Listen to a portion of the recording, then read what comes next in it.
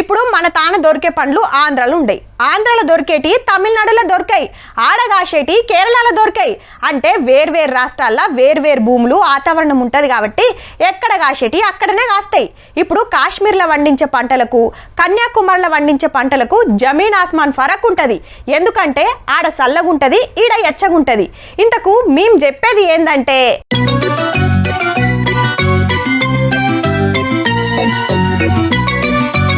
మామిడి తోట కాదుల్లో అవకాడో తోట. ఇదేం తోట ఎప్పుడు చూడలే అంటుర్రా? సూపర్ మార్కెట్లలో చూసే ఉంటారు గాని పేరు తెలియకుండొచ్చు.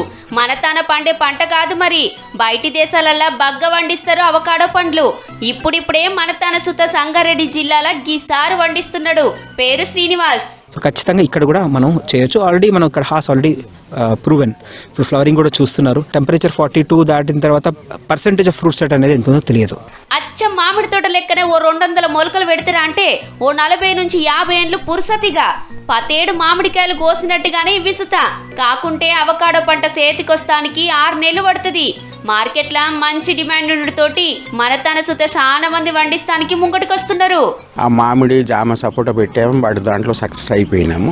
ఈ అవకాడో కూడా ఏంటంటే అది అబ్రాడ్కు చెందినటువంటి పంట, కానీ మన భూములలో కూడా వస్తుంది. ఇప్పుడైతే మన తాన పండిన పంటలు 100 రూపాయల మీద వలుకుతున్నాయి గాని జర మంచి వెరైటీలు వండిస్తే కిలో 800 దాకా సుత పోతుందట. గింతగానం ఏముండదంటే పెయికి మంచి చేసే ప్రోటీన్లు విటమిన్లు ఉంటాయట. పోషక విలువలు ఉన్నాయి. దీంతో పాటు వైటమిన్ ఏ, డి, ఈ, కే. ఈ అనే వైటమిన్ అనేది most seen in avocado. Nutrition పరంగా యాంటీ ఆక్సిడెంట్స్, దాంతోపాటు క్యాలరీ రిచ్. సో ఇవన్నీ కాంబినేషన్స్ ఒక ఫ్రూట్లో ఉండటం వెరీ రేర్. ఎకరానికి 2 లక్షల పెట్టుబడి పెడితే ఓ తరం అంతా పంట తీయచ్చునట. గందుకే సంగారెడ్డి కృషి విజ్ఞాన కేంద్రంలో ట్రైనింగ్ ఇస్తే బొచ్చడు మందొచ్చిరు గాని మొదలు మట్టి పరీక్ష చేయించినాక సైంటిస్టులు ఓకే అంటే గప్పుడు వండియాలి, లేదంటే నష్టపోతారు అనుకొస్తున్నది మేడం.